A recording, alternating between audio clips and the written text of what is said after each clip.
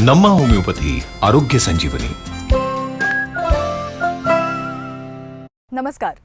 नम्मा homeopathy आरोग्य संजीवनी या कार्यक्रमात मी धनश्री दामले आपल्या सगळ्यांचं मनपूर्वक स्वागत करते. कोणत्याही व्याधीला 100% समूळ नष्ट करण्यासाठी प्रत्येक डॉक्टर प्रयत्नशील असतोच, पण त्याचबरोबर या व्याधीवर उपचार असणारी उपचार पद्धतसुद्धा तितकीच प्रभावी असायला हवी. आणि म्हणूनच होमिओपॅथी क्षेत्रामध्ये नम्मा होमिओपॅथी या क्लिनिकला आणि नम्मा होमिओपॅथी उपचार पद्धतीला खूप महत्त्वाचं स्थान आहे.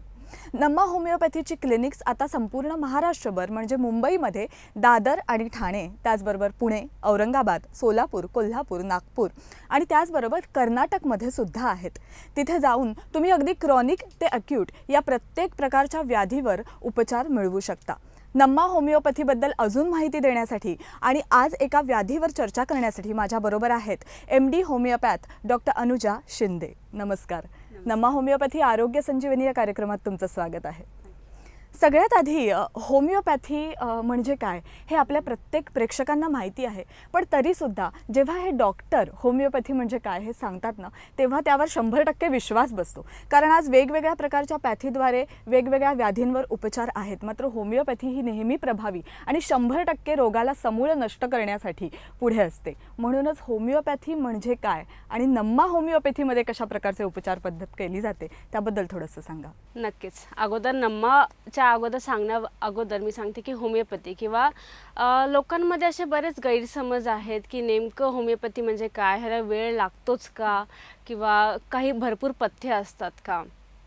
तर होमिओपॅथी सांगायचं झालं तर ही फार वर्षांपूर्वी म्हणजे ऑलमोस्ट एक 200 वर्षांपासून येणारी ही पॅथी आहे. आणि ह्याचे जे सोर्स आहे, ह्याचे जे आपण औषधं बनवतो ते अगदी इंडिजिनियस आपण म्हणू शकतो. म्हणजे झाडं, पालं किंवा आपण मिनरल्स म्हणतो त्याच्यापासून ह्याची औषधं बनवली जातात. म्हणजे लोकांना असं वाटतं की बऱ्यापैकी स्टिरॉइड्स कुठेतरी वापरतात का किंवा हार्मफुल काही केमिकल्स आहेत का, तर असं अजिबात नाही आहे.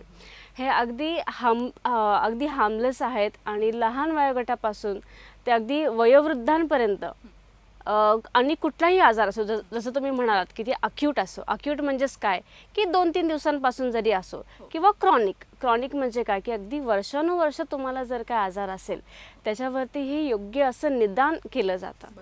आणि मेन म्हणजे होमिओपॅथीमध्ये आपण त्याचा रूट कॉज काय आहे तो जर आपण काढला ना की मग पेशंट असा बरा होतो. म्हणजे what we do is we treat the man. Okay. म्हणजे तुम्हाला रोग कुठलाही असो, महत्त्वाचं काय आहे की तुम्ही सुदृढ राहणं महत्त्वाचं आहे. तुमची इम्युनिटी खूप जास्त व्यवस्थित राहणं महत्त्वाचं आहे असं. आणि आता नम्मा होमिओपॅथीमध्ये आम्ही वेगळं असं काय करतो, तर आमचं बऱ्यापैकी एक मोठं पॅनल आहे की आता एवढे सगळे ब्रांचेस आहेत, बरेच तज्ज्ञ असे डॉक्टर्स आहेत. तर ह्या सगळ्यांनी एक रिसर्च करून आपण एक नवीन फॉर्म्युला म्हणा किंवा एक संशोधन केलेलं आहे. त्याचंच नाव म्हणजे की immunogenetic miasmatic 6th generation homeopathic treat. म्हणजे काय नेमकं सांगा. जरी नाव मोठं असेल तरी अगदी सोप्या शब्दात सांगते मी. इम्युनोजेनेटिक म्हणजेच काय, आता आपले बरेचसे आजार आपल्या इम्युनिटीशी निगडीत असतात. मला वाटतं गेलं वर्षभर सगळेच खूप जास्त इम्युनिटीशी खूप किंवा चर्चा झालेली आहे किंवा खूप जास्त लोकांना आता समजलं. वाढवण्यासाठी आता प्रत्येक जण पुढे सरसावतोय आणि आरोग्यम धनसंपदा असं आपण म्हणतोच, त्यामुळे त्यावर जास्त लक्ष देण्याची गरज आहे. तर तुमची इम्युनिटी व्यवस्थित राहणं खूप गरजेचं आहे. इम्युनिटीज म्हणजेच काय, तुमची रोगप्रतिकारक शक्ती. आपण आजारी कधी पडतो, जेव्हा माझी इम्युनिटी कमी होते, म्हणजे रोगप्रतिकारक शक्ती कुठेतरी कमी होते. आता उदाहरण द्यायचं झालं की सगळ्यांनाच काही आजार होत नाहीत, बरोबर. मोजक्याच लोकांना आजार होतो. 10 लोक पावसात भिजली त्यातले 3 किंवा 4च लोक आजारी पडतात. ह्याचं कारण काय असतं, तर बाकीच्यांची रोगप्रतिकारक शक्ती व्यवस्थित आहे. तर ही इम्युनिटी तुमची खूप जास्त महत्त्वाची आहे. बरं, मायाझमॅटिक म्हणजे काय, तर आता बऱ्यापैकी असं सगळ्यांनाच माहिती आहे की होमिओपॅथीमध्ये जवळपास क्रॉनिक आजार किंवा वर्षानुवर्ष जे आजार आहेत त्याचं निदान आपण करतो. तर मायाझमॅटिक म्हणजे काय की आपण त्याच्या मुळाशी जातो. ओके. तुमचा एकदम मूळ काहीही असो, तुमचं काहीतरी मानसिक अवस्था असो त्यासाठी किंवा फिजिकल कॉज असो किंवा त्याचा मेंटेनिंग कॉज असो. आपण पुढे बोलूच त्यात की मेंटेनिंग कॉज म्हणजे काय वगैरे, पण तुमचं ते मुळाशी जाणं खूप महत्त्वाचं असतं. आणि होमिओपॅथीमध्ये सगळ्यांनाच माहिती आहे की बराच वेळ हिस्ट्री घेतली जाते, पण त्याचं देखील कारण असतं. त्याच्यासाठी तुमचा प्रत्येक माणूस वेगवेगळा असतो, वेगवेगळा तो घडलेला असतो. तर त्याचं बालपण कसं गेलं आहे, काही त्याला त्रास, काही स्ट्रेस होता का, कारण की त्याच्यानुसार आपल्या शरीरावरती ताण येत असतो. आपण ज्याला सायकोसोमॅटिक असं म्हणतो की बरंच काही, आता एन्झायटी असो, टेन्शन असो, त्याच्यामुळे आजार होतात. तर तुमचा माणसाचा स्वभाव पण लक्षात घेणं तेवढंच महत्त्वाचं आहे. जरी आजार काही असो, म्हणजे बऱ्याच वेळेला स्त्रिया विचारतात की मला आर्थरायटिस आहे किंवा व्हेरिकोज वेन्स आहे, पण मग तुम्ही मासिक पाळीबद्दल का विचारता? पण ते देखील तेवढंच महत्त्वाचं असतं होमिओपॅथीच्या केस टेकिंगमध्ये. मग त्या सगळ्या अनुषंगाने आपण ते योग्य ते औषध देतो. अर्थातच डॉक्टर म्हणून अनेक अनुभव तुमच्या गाठीशी आहेत. त्याचबरोबर होमिओपॅथी ट्रीटमेंटवर सुद्धा अजून आपल्याला भरपूर ऐकून घ्यायचं आहे. डॉक्टर अनुजा शिंदे आपल्याला योग्य मार्गदर्शन करणार आहेतच. मात्र त्याआधी एक कॉल येतोय, तो बघूया आपण. हॅलो, हॅलो, मी सारिका नमस्कार. शिंदे बोलतीये. माझं वय 32 वर्ष हा, आहे. बोला. मला वयाच्या 28व्या वर्षी प्रेग्नन्सी दरम्यान पायावरती हिरव्या निळ्या शिरा दिसायला लागल्या होत्या, पण आता पायामध्ये दुखणं आणि भारीपणा आलाय. तर यावर नम्मामध्ये उपचार होऊ शकते का? ओके, आता जसं आपण मगाशीच बोललो की प्रेग्नन्सी नंतर हे स्त्रियांमध्ये होणारं म्हणजे हे व्हेरिकोज वेन्स आहे. म्हणजे ते सर्क्युलेशनमुळे असो किंवा ते वजन वाढल्यामुळे असो. ओके, आता हा जे तुमच्या तक्रारी आहेत, कुठेतरी पाय दुखत आहेत, पाय सुस्त आहेत किंवा शिरा दिसत आहेत, तर नक्कीच आपण ह्याच्यावरती उपचार तर देऊ शकतो नम्मामध्ये. आणि त्याचबरोबर तुम्हाला ज्या काही टिप्स लागतील, एक्सरसाइज लागतील, त्या देखील आपण सांगणार आहोत.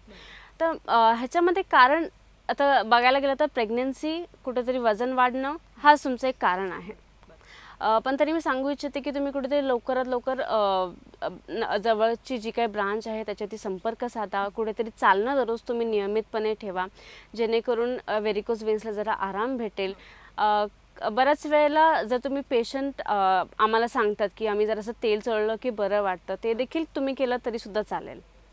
पण असं म्हटलं जातं, म्हणजे प्रत्येक पॅथीबद्दल थोडेसे समज गैरसमज हे आहेत. कारण आता एवढ्या वेगवेगळ्या उपचार पद्धती आहेत आणि व्याधींची संख्यासुद्धा आता या काळात बघितलं तर वाढलेली आहे.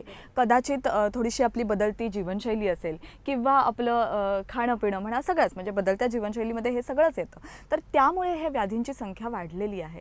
अशा वेळेला होमिओपॅथी असं म्हटलं जातं की खूप स्लो ट्रीटमेंट असते, मात्र 100% इथे उपचार मिळतात आणि 100% आपला जो कोणता रोग आहे, जी व्याधी आहे ती नष्ट होते आणि ती मुळापासून नष्ट होते. याबद्दल काय सांगाल? म्हणजे हा जो गैरसमज आज समाजामध्ये आहे त्याबद्दल काय सांगाल?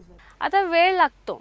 आता कसं होतं की साधारण होमिओपॅथीमध्ये पेशंट जवळपास 10 वर्षापासून 20 वर्षापासून आहे, त्याला त्रास आहे. मग त्या 10-20 वर्षापर्यंत सगळे मॉडर्न मेडिसिनचे उपचार करून झालेले असतात, शस्त्रक्रिया देखील करून झालेली असते. मग ह्याच्यानंतर जेव्हा पेशंट आमच्याकडे येतो तर ते ऑलरेडी एवढे सगळे औषधं घेतल्यामुळे तुमची परत प्रतिकारशक्ती ती खालवलेली असते. तुमचं मेटाबॉलिझम हे कुठेतरी अस्थिर झालेलं असतं. ते कुठेतरी रेग्युलेशनमध्ये आणण्यासाठी आपल्याला वेळ लागतो असं. किंवा अजून एक गैरसमज असतो की ती म्हणजे होमिओपॅथीला बरेच पथ्य असतात का? तर जी काही पथ्य आहेत ना, ती तुमच्या रोगाशी निगडीत असतात. असं नाही की ती तुमच्या होमिओपॅथीशी आहेत. जो काही तुमचा रोग आहे त्याच्या संदर्भात ते तुमचे पथ्य असतात. आता हातात औषधं घेऊ नयेत होमिओपॅथीचे, असं साधारण म्हणलं जातं. जर तुमचे हात कसं आपण बऱ्याच ठिकाणी लागलेले असतात, बॅक्टेरियाच असतात, म्हणून ती औषधं हातात घेऊ नये.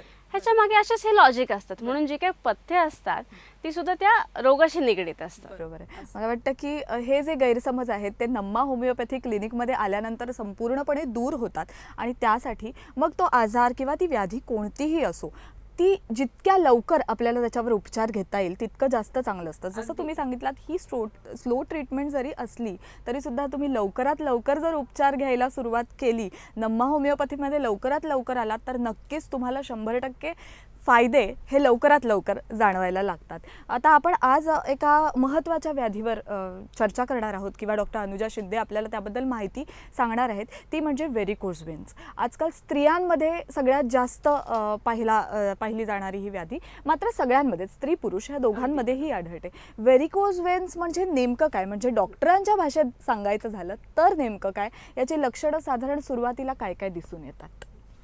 अगदी बरोबर. व्हेरिकोज वेन्सचं प्रमाण पुरुषांपेक्षा स्त्रियांमध्ये जरा आजकाल जास्त बघितलं आहे. आणि नक्कीच कुठेतरी आपली ही बदलती जी जीवनशैली आहे, आपण घरात बसून जे काम सुरू झालेलं आहे, लॅक ऑफ एक्सरसाइज जे आहे, म्हणजे अगदी लहानपणापासून आजकाल बघितलं गेलं तर कुठंतरी खेळणं कमी झालं आहे, एक्सरसाइज नाही आहे. तर ही कुठेतरी त्याची कारणं आहेत. लठ्ठपणा हे त्याचं एक मुख्य कारण आहे. पूर्ण आपल्या शरीराचं जे भार आहे ते आपल्या पायांवरती जातं, बरोबर. मग त्याच्यामुळे हे कुठेतरी वेट आपलं नियंत्रित राहणं हे जास्त महत्त्वाचं आहे. त्याचबरोबर ह्याचं आपण जे म्हणतो की बदलती जीवनशैली, प्रोसेस्ड फूड खाणं, अवेळी जेवणं, ह्याच्यामुळे लठ्ठपणा वाढतो. तर हे देखील कुठेतरी सगळ्यांनी लक्षात घेतलं पाहिजे. तर व्हेरिकोज वेन्सची मुख्य कारणं म्हणजे काय, तुमचा लठ्ठपणा, तुमचं एक ऑक्युपेशन म्हणजे ज्यांच्यामध्ये लॉंग स्टँडिंग असतं, मग ते टीचर्स असो किंवा पोलीसमध्ये असतील, ट्रॅफिकमध्ये असतील, तर हे लॉंग स्टँडिंगमुळे देखील हा होणारा आजार. आणि तिसरं म्हणजे आफ्टर प्रेग्नेन्सी, स्त्रियांमध्ये प्रेग्नेन्सीमध्ये पण वजन वाढतं आणि काही आपले चेंजेस पण होत असतात, त्याच्यामुळे देखील वेन्सना आपला प्रॉब्लेम होतो. तर एक प्रेग्नेन्सीमध्ये आणि त्याच्यानंतर एक मेनोपॉज म्हणजे जेव्हा आपली पाळी जात असते त्यावेळेला देखील व्हेरिकोज वेन्सचा त्रास होतो. आता व्हेरिकोज वेन्स म्हणजे हा तुमचा एक सर्क्युलेटरी आजार आहे. आपल्या पायांमध्ये शिरा असतात, ओके.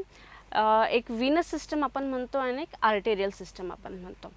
आर्टेरियल सिस्टम म्हणजे आर्टरी किंवा त्याचं काय काम असतं की शुद्ध रक्त पूर्ण शरीरभरती पोचवणे.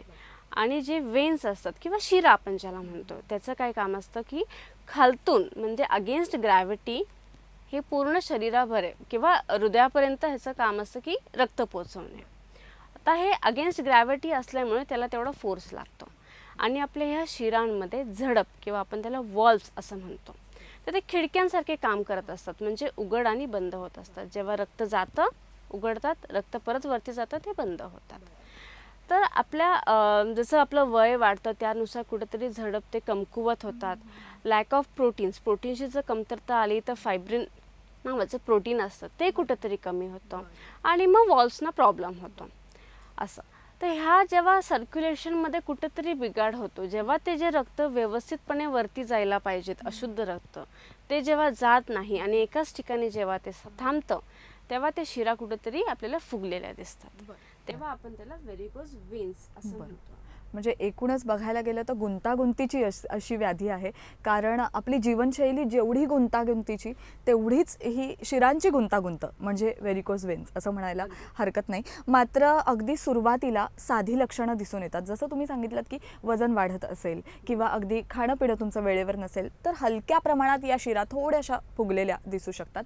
मात्र याची इंटेन्सिटी अशी केवढी असली पाहिजे जेव्हा खरोखर होमिओपॅथी ट्रीटमेंटची गरज लागते. खरोखर आता वेळ आलेली आहे आपल्याला नम्मा होमिओपॅथीमध्ये जाण्याची आणि उपचार घेण्याची. ही याबद्दल काय सांगाल आपल्या प्रेक्षकांना? तसं म्हणलं तर अगदी तुम्हाला पाय जरी दुखत असेल किंवा अगदी तुमचं अगदी लास्ट स्टेज ऑफ अल्सर जरी असेल, या स्टेजेसमध्ये कधीही तुम्ही जरी नम्मा होमिओपॅथीमध्ये आला तुम्हाला त्याच्यावरती उपचार भेटतील.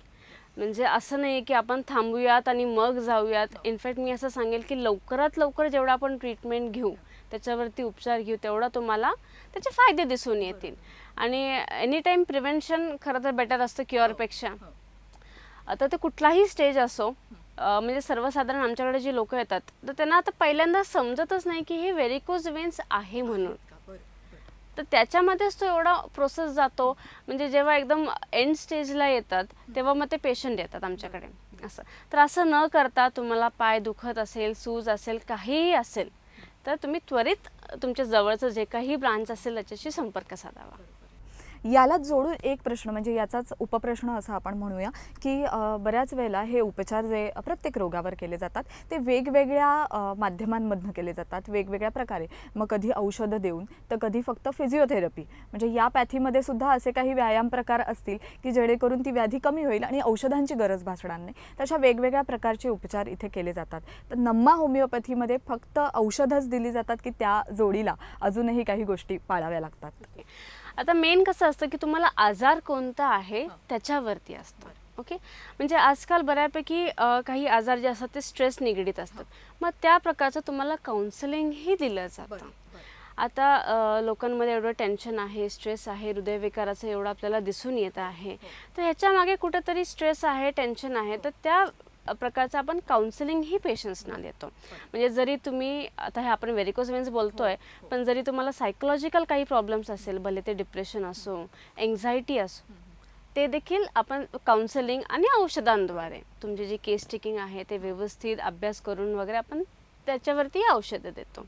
आणि जर व्यायामाचं म्हणाल तर जे काही तुमच्या रोगाला हवे असणारे व्यायाम आहे ते देखील डॉक्टर्स सल्ला देतात तसं, किंवा तुम्हाला जे काही डाएटमध्ये चेंजेस करायला हवे आहेत, तुमची जीवनशैली कशी बदलली पाहिजेत, ह्याच्यावरती देखील ते असे अनेक अनुभव तुमच्या गाठीशी असतील. अनेक रुग्णांना तुम्ही आत्तापर्यंत 100% या आजारातनं बाहेर काढलेलं असेल, त्याबद्दल थोडंसं सांग. नक्कीच. तर मला वाटतं व्हेरिकोज वेन्सचे ऑलमोस्ट नाही म्हणलं तरी प्रत्येक ब्रांचमध्ये 60 ते 70% रुग्ण हे व्हेरिकोज वेन्सचेच असतात. ओके. तर असे बरेच पेशंट्स आहेत आपल्याकडे की अगदी फर्स्ट स्टेजपासून ते अल्सरेशनच्या स्टेजपर्यंत. तर एक सांगायचीच केस झाली तर एक अल्सरची केस होती आपल्याकडे. जसं सांगितलं की होमिओपॅथीमध्ये बऱ्याच वर्षांनंतर कुठेतरी रुग्ण येतात आणि कुठेतरी ऑलरेडी शस्त्रक्रिया देखील त्यांची झालेली होती. तर सर्जरी पण झाली होती, पण अल्सर तो रिकरन्सी टेंडन्सी होती त्याची, की एकदा झाला त्यांनी ऑपरेशन केलं, पुन्हा आला आणि पुन्हा ते ऑपरेशनकडे जाणार होते, पण त्यांनी आपल्या ब्रांचकडे भेट दिली. ओके. तर जसं मी सांगितलं की होमिओपॅथीमध्ये आम्ही संपूर्ण अशी हिस्ट्री घेतो की अगोदरपासून काय होतं, तुमचं लहानपण कसं होतं, किंवा काही स्ट्रेस टेन्शन असं काही होतं का, किंवा तुमचं ऑक्युपेशन काय आहे, कारण की व्हेरिकोज वेन्स कुठेतरी हा ऑक्युपेशनल आजार देखील आहे. ओके. तर असं सगळं झाल्यानंतर त्या टीचर होत्या. ते तर टीचर असल्यामुळे कुठेतरी लॉंग स्टँडिंगमुळे हा तुमच्या पायांवरती तो प्रभाव पडतोच असा, आणि अल्सर्स देखील होते. आता संपूर्ण हिस्ट्री घेतली, बऱ्यापैकी त्यांनी मॉडर्न मेडिसिनचा उपयोग केलेला होता, तर कुठे त्यांची प्रतिकारशक्ती देखील खालवलेली होती. बिकॉज रिकरन्सी तुम्ही जेव्हा औषधं घेता, बऱ्यापैकी अँटीबायोटिक्स घेता, बऱ्याच तुम्ही शस्त्रक्रिया जेव्हा करता, कुठंतरी तुमची इम्युनिटी ती खालवते. तर कुठंतरी त्यांचं सगळं हे मेटाबॉलिझम व्यवस्थित आणणं गरजेचं होतं, तुमची इम्युनिटी ही व्यवस्थित आणणं खूप गरजेचं होतं. आणि मुख्य म्हणजे ते अल्सर, ज्या त्या वेदना होत्या, म्हणजे त्यांना एवढ्या असह्य अशा वेदना होत्या की त्यांना चालता उठता किंवा दैनंदिन जी कामं जी सुरळीतपणे होत होत्या ते देखील त्यांना होत नव्हतं, आणि जवळपास 1-2 महिने ते बेड रिडन पण झाले त्या अल्सरमुळे. तर ही संपूर्ण जेव्हा आपण हिस्ट्री घेतली, त्यांना योग्य तसं औषध दिलं, त्यांना आपण जे काही डाएट आहे किंवा जे काय एक्सरसाइज आहे ते देखील आपण सांगितल्या, आणि मला वाटतं एक 2-3 महिन्यातच त्यांचं तो कुठेतरी अल्सर पटकन हील व्हायला सुरुवात झाली. म्हणजे जवळपास म्हणलं तरी तो अल्सर एक 6-7 सेंटीमीटर एवढा तर होता जेव्हा ते आपल्याकडे आले, आणि आता तो पूर्णपणे अल्सर गेलेला आहे.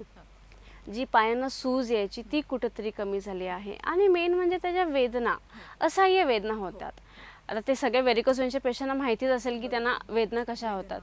त्या ज्या वेदना आहेत त्या कुठेतरी कमी झाल्या त्यांच्या, आणि खूप मस्त चांगलं वाटतं पेशंट्सना बघून, अगदी हॅपी सॅटिस्फाईड पेशंट्स होतात. तर नक्की मी आवर्जून सांगेन की ज्या कोणाला व्हेरिकोज वेन्सचा त्रास असेल, तुम्ही कुठल्याही स्टेजमध्ये असाल, अगदी कुठेतरी पाय सुजतायत ह्या स्टेजपासून किंवा अल्सरेशनच्या स्टेजपर्यंत, किंवा तुम्ही ऑलरेडी शस्त्रक्रिया झालेली असेल तरी देखील तुम्ही लवकरात लवकर त्वरित तुमच्या नजदीकच्या ब्रांचमध्ये तुम्ही भेट द्या. आपली चर्चा अशीच चालू राहणार आहे, मात्र पुन्हा एकदा आपल्याला एक फोन कॉल येतोय. नमस्कार, हॅलो. मी रमेश मराठे बोलतोय. नमस्कार, बोला. मी इंजिनियर आहे. माझं वय 40 असून मला गेल्या 3 वर्षापासून ॲलर्जीचा त्रास होतोय. खूप टॅबलेट घेऊन थकलोय. नमामध्ये माझा उपचार होऊ शकतो का? बरं. ओके. तर नमस्कार रमेश, जसं तुम्ही सांगितलं की ऑलरेडी तुम्हाला अल्सर झालेला आहे आणि आता परत कुठेतरी वेदना तुम्हाला जाणवत आहेत, तर जसं मी सांगितलं की व्हेरिकोज वेन्स हा रिकरन्सीशी निगडीत आहे, आणि तुमचं प्रोफेशन देखील मला वाटतं कुठेतरी उभारून जास्त काम आहे. तर नक्कीच हे कुठेतरी तुमचं मूळ शोधण्याचं कारण, आपलं म्हणजे मूळ जे आहे त्याचा आपण शोध घेतला पाहिजे की नेमकं व्हेरिकोज वेन्स हे का होत आहेत, किंवा त्याच्यासाठी काय केलं पाहिजे, किंवा हे जे वारंवार अल्सर होत आहेत त्याच्यासाठी आपण काय केलं पाहिजे असं. तर मी नक्की सांगू इच्छिते की तुम्ही जवळपास जे कुठलं नम्माचं तुमचं क्लिनिक आहे तिथं तुम्ही त्वरित संपर्क साधा, आणि योग्य तसं तुम्हाला आपण मार्गदर्शन देऊयात, तुमची औषधं देऊयात, आणि योग्य तसं तुम्हाला सल्ला देखील दिला जाईल की परत हे वाढू नये, बरोबर, किंवा आता काय केलं पाहिजे. पण मला वाटतं तुमचं हे मेन कारण, जसं आपण बोलतोच आहोत की कुठेतरी सर्क्युलेशनच्या हे निगडीत आहे, तर हे कुठेतरी व्यवस्थित करण्यासाठी त्वरित तुम्हाला औषधांची गरज आहे. तर तुम्ही त्वरित नमा होमिओपॅथीशी संपर्क साधा. खरोखर जसं तुम्ही म्हणालात की सॅटिस्फाईड पेशंट्स असतात आणि खरोखर की प्रत्येक रुग्ण हा कोणत्याही क्लिनिकमध्ये गेल्यानंतर त्याच्या ज्या वेदना असतात ते फक्त डॉक्टरच समजू शकतात. मात्र नमा होमिओपॅथीच्या क्लिनिकमधून बाहेर पडल्यानंतर हॅपी स्माइल्स म्हणजे स्माइल फेसेस घेऊनच प्रत्येक रुग्ण हा बाहेर पडतो, कारण खात्रीशीर इलाज इथे मिळतो. जसं तुम्ही म्हणालात की 200 वर्ष जुना इतिहास आहे होमिओपॅथीला आणि म्हणूनच फक्त आपणच नाही किंवा फक्त डॉक्टर्सच नाही तर अनेक मान्यवर व्यक्तींनी सुद्धा या होमिओपॅथी उपचार पद्धतीला आजपर्यंत नावाजलेलं आहे आणि होमिओपॅथी उपचार पद्धती किती चांगली आहे हे सांगण्याचा प्रयत्न केलेला आहे. स्वामी विवेकानंदांसारख्या सुद्धा एका मान्यवर व्यक्तींनी होमिओपॅथीची ट्रीटमेंट किती चांगली असू शकते आणि त्याचा योग्य जर फायदा करून घेतला तर खरोखर कोणताही आजार समूळ नष्ट होऊ शकतो हे सुद्धा सांगितलं आहे. पुढच्या प्रश्नाकडे वळूया आपण की जसं तुम्ही सांगितलं की त्यांना पुढे जाऊन अल्सर्स झाले व्हेरिकोज वेन्समध्ये, म्हणजे ही फार इंटेन्सिटी या रोगाची वाढलेली आणि त्यामुळे उपचार करताना सुद्धा बराच वेळसुद्धा घ्यावा लागला असेल. पण साधारण जर व्हेरिकोज वेन्सकडे दुर्लक्ष केलं गेलं तर हे कुठपर्यंत प्रकरण पोचू शकतं असं आपण म्हणूया. ओके, आपण व्हेरिकोज वेन्सचे स्टेजेस किंवा त्याची लक्षणं काय आहेत हे जर आपण जाणून घेतलं तर सगळ्यांना समजेल की हे कुठपर्यंत जाऊ शकतं. तर ह्याची स्टेजेस किंवा ह्याचे सायन्स अँड सिम्पटम्स लक्षणं काय असतात. तर सुरुवातीला कुठंतरी तुमचा फक्त पाय दुखणं हे सुरू होतं किंवा सुरुवातीला अगदी मायन्यूटशा अशा शिरा दिसतात, त्याला आपण स्पायडर वेन्स म्हणतो.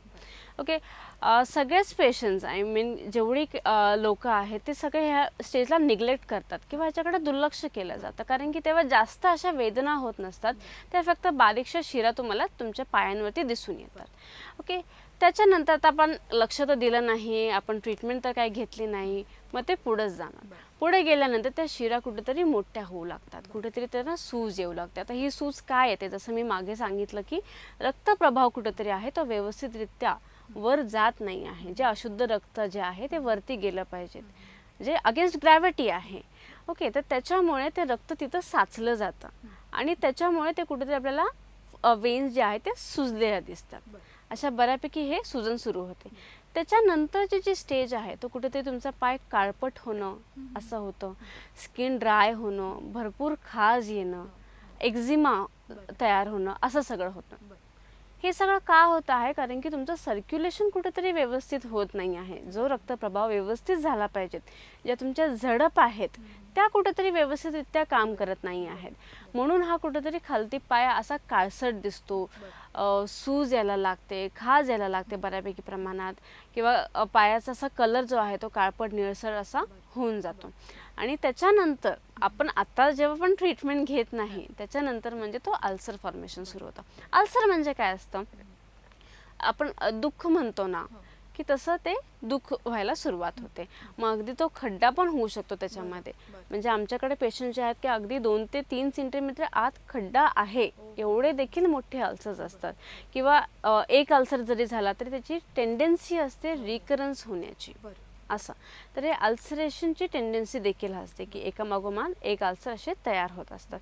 मग परत ते अल्सर तयार झाले की मग त्याच्यातून रक्त वाहतं किंवा पाणी येत असतं किंवा कधीतरी पस फॉर्मेशन होऊ शकतं. मग त्याचबरोबर असंख्य अशा वेदना देखील सुरू होतात. मग त्या वेदना असो, खाज असो, पाय सूज असते, पायाचा रंग बदललेला असतो, तर या सगळ्या गोष्टी म्हणजे व्हेरिकोज वेन्स. तर ह्याच्यामध्ये मी सांगू इच्छिते की तुम्ही कुठल्याही स्टेजमध्ये असाल, स्टेज 1 म्हणजे जर स्पायडर वेन्स असतील किंवा स्टेज 2 कुठेतरी तुम्हाला काळपटपणा दिसत आहे किंवा स्टेज 3 म्हणजे कुठेतरी सूज येते आहे, काळसट झाला आहे, खाज येते आहे किंवा अगदीच अल्सरेशनच्या स्टेजमध्ये जरी असाल तुम्ही तरीसुद्धा तुम्ही ह्याच्यावरती योग्य तसा उपचार नमा होमिओपॅथीमध्ये तुम्हाला भेटू शकतो. आणि बऱ्यापैकी पेशंट असे पण असतात की ऑलरेडी एकदा ऑपरेशन झालेलं असतं. म्हणजे आता हे व्हेरिकोज वेन्स नाही म्हणलं तर गेल्या एक लाईफस्टाईल चेंजमुळे गेले 10-12 वर्षापासून बऱ्यापैकी दिसून येतोय लोकांमध्ये.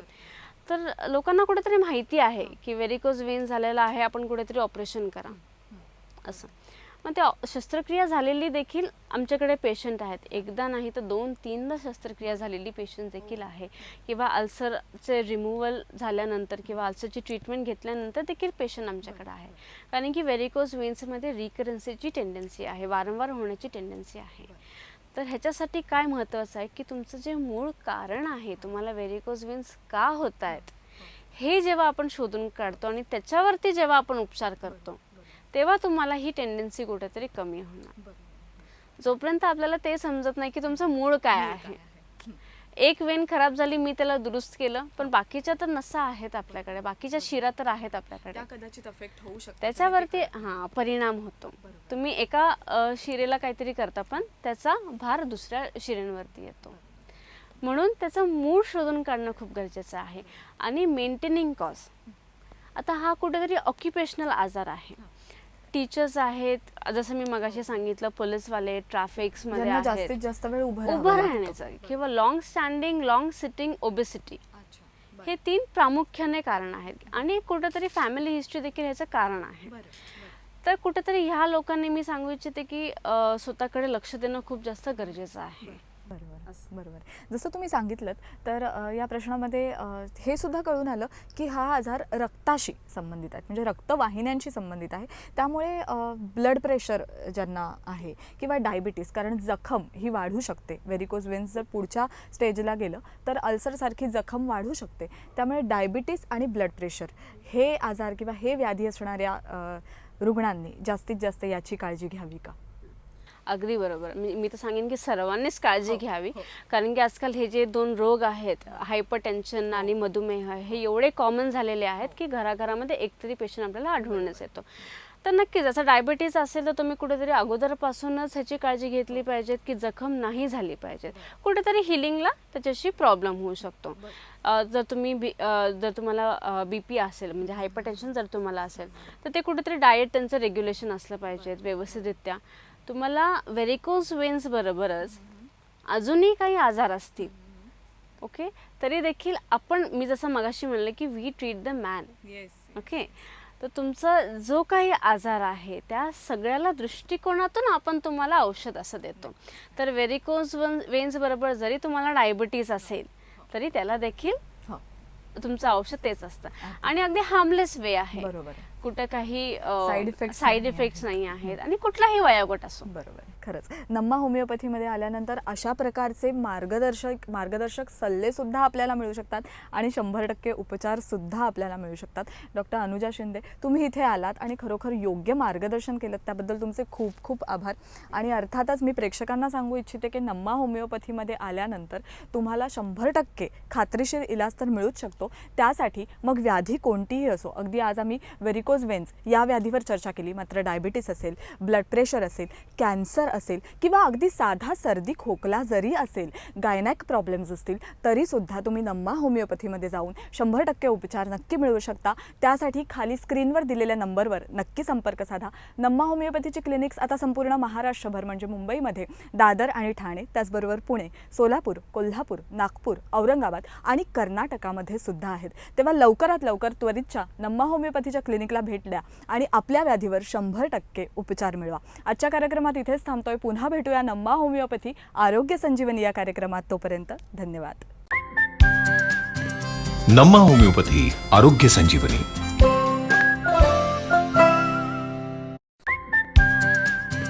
नम्मा होमिओपॅथी आरोग्य संजीवनी.